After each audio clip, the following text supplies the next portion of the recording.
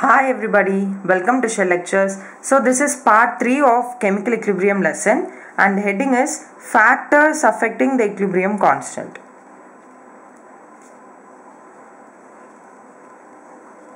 Factors affecting equilibrium constant. The first factor which affects equilibrium constant is temperature. So some of us might have known if we have completed 12th portion, or some of us might not have known that the Arrhenius equation is of the form. Those who don't know how this equation came, just learn it as it is. We'll learn how this came in the future videos. Delta H naught divided by 2.303 into R into 1 by T1 minus 1 by T2. So this is something which is known as the Arrhenius equation. Here K2 is the rate constant of the second reaction. K1 is the rate constant of the first reaction.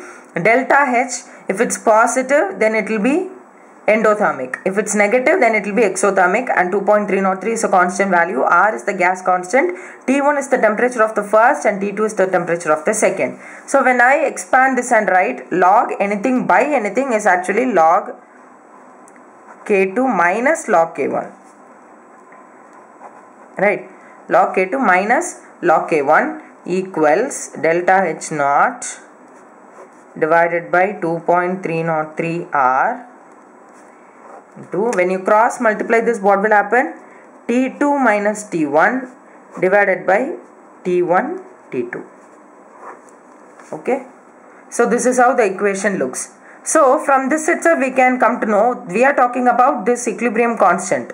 So this equilibrium constant is of course affected by temperature because there is a relation which unites these two quantities. Am I right? So the first thing which we can see is delta H naught. Let us assume that delta H naught is positive, which means the reaction will be endothermic. So what if the reaction is endothermic? So what will happen if the reaction is endothermic? Then T2 will be greater than T1. So log, actually if it's positive, then log K2 will be greater than log K1. Am I right? Because log K2 minus log K1 will be greater than 0. This whole term will be greater than 0 if this is positive. Am I right? So this whole term will become positive. So log K2 minus log K1 is greater than 0. So log K2 is greater than log K1. Obviously log K2 will be greater than log K1. So we can simply say that K2 is greater than K1 if delta H is positive. What if delta H is negative? That is, what if the reaction is exothermic? Exothermic reaction. What will happen? If it's negative, what will happen? This whole term will also become negative, which means log K2 will be lesser than log K1. Am I right? So K2 will be lesser than K1 in this condition. K2 will be lesser than K1. So from this itself we can come to a conclusion that in endothermic, when the temperature increases, rate constant, what is that? Increases. Okay, when the temperature increases, rate constant also increases in endothermic reactions, whereas in exothermic reactions, when the temperature increases, rate constant decreases because K2 is lesser than K1. So how do we represent the reaction, that is the equilibrium constant for reactions? Let us take a reaction, for example, A plus B gives you C plus D, which is a reversible reaction. So how do I write the equilibrium constant for this reaction? Kc equals the product, am I right? C, active mass of C into active mass of D divided by active mass of A into active mass of B. Okay, so this is how I write Kc. Now let me reverse the reaction, that is, let me write in terms of the backward thing. C plus D gives you A plus B. Now let me represent it as Kc dash. So how do I write? The product side always comes first. So A into B divided by C into D. Right. So from this you can infer that 1 and 2 are reciprocals of each other. Am I right? So we can write Kc is equal to 1 by Kc dash. Kc is equal to 1 by Kc dash. So these two equilibrium constants can be represented like this. The forward reaction equilibrium constant is this and the backward is this, and they both are reciprocals of each other. Now let us learn something about multi-step reactions. That is a reaction which proceeds in multi-step, or we can say a chemical reaction is actually a sum of or a combination of two or more reactions. Okay, for example, let us write SO2, sulfur dioxide, when it reacts with half molecule of oxygen, it will give us, as a reversible arrow, SO3. So this will have an equilibrium constant. Am I right? Let me put it as K1. Because it's a reversible reaction, it will definitely have a equilibrium constant. Now let me write the other reaction, that is NO2 will give you NO plus half O2. Here also there is an equilibrium constant K2. Now let me unite these two reactions. So we will be getting SO2 plus NO2, reversible arrow. Then you will be writing SO3 plus NO. When you are combining these two get cancelled. Am I right? So you will be getting this as the final reaction. So that is actually the combination of the two above reactions. So the equilibrium constant of this reaction will be, actually if we represent it as K, it will actually be K1 into K2. Okay, so that is K1, the equilibrium constant of the first reaction, the equilibrium constant of the second reaction, and the third reaction is the combination of the first and two. So K is also the product of the first two equilibrium constants. Now we have to know about the stoichiometry of reactions.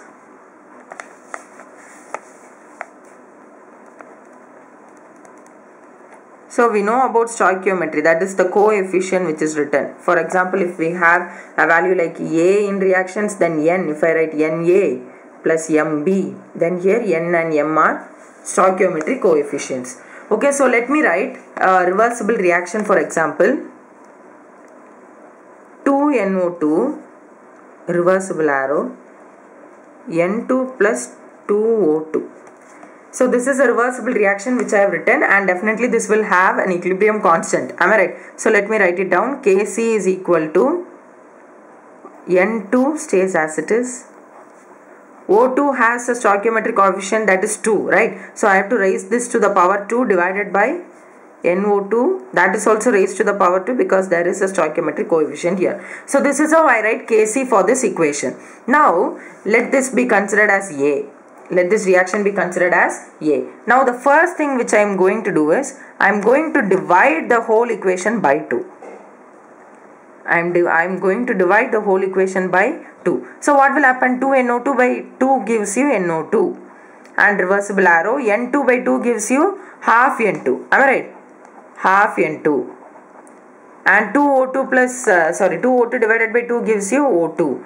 So now let me write down the Kc. Let me write it as Kc dash. What is that? Reactant side must be written first. So N2 power 1 by 2, because the stoichiometric coefficient is 1 by 2 here. And then you write, no plus here.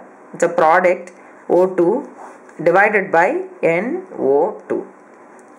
So when you compare these two, you can actually find out that this is actually the square, this thing is actually the square root of this thing. When you take a square root of this will become 1 by 2, and this square will get cancelled, and here also the square will get cancelled. Am I right? So we can simply write Kc dash is equal to root of Kc. That is, if you take a root of this, what will happen? N2 will get 1 by 2 power. That has happened. These two will get cancelled. These two will also get cancelled. So O2 NO2. So Kc dash is equal to root Kc if the reaction is divided by 2. Now let us do the same thing with multiplied by 2. So the second case is we are doing it by multiplying it by 2. So what will happen when I multiply this reaction by 2? 2NO2 gives you 4NO2. N2 becomes 2N2 plus 2O2 becomes 4O2. Am I right? So what happens? Again let me do the same thing. Kc equals N2 power 2, because there is a stoichiometric coefficient, O2 power 4 divided by NO2 power 4. So this is the value of Kc double dash. Let us put it like that. So now when you compare these two, N2 here N2 square, O2 square here O2 power 4, NO2 square here NO2 power 4. So I can simply write Kc double dash equals Kc square. Can I write it like that? Kc double dash equals Kc square. So Here you have seen that Kc, root Kc. So how do I write root Kc?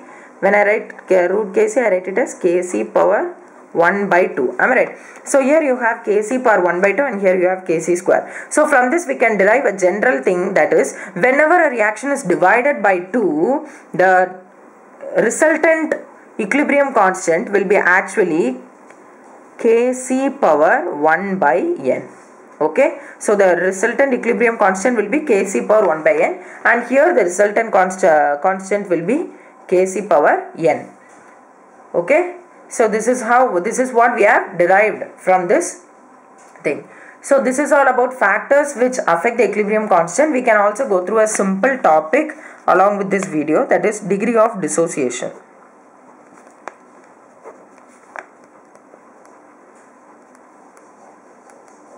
Degree of dissociation. What is dissociation? Dissociation is something when it gets splitted up. Am I right? So degree of dissociation is something when it gets splitted up. So to what extent has the dissociation occurred? That can be represented by degree of dissociation. So let us write it down. There is a formula for this degree of dissociation. That is alpha equals x by a into 100 percentage alpha. Okay, so here alpha is actually the degree of dissociation, x is the number of moles which have dissociated, a is the total number of moles into 100. Okay, a is the initial number of moles, that is, you would have taken some 10 moles and 2 moles would have got differentiated, so that this value becomes 2 by 10. Okay, so this is how you find out the degree of dissociation. Okay, so the degree of dissociation, alpha, percentage alpha is equal to the number of moles dissociated divided by initial number of moles into 100. Okay, I'll be meeting you with a lot of further videos in the future. Subscribe to my channel if you have not done so far. Like and share this video to whomever you know. Thank you so much for watching.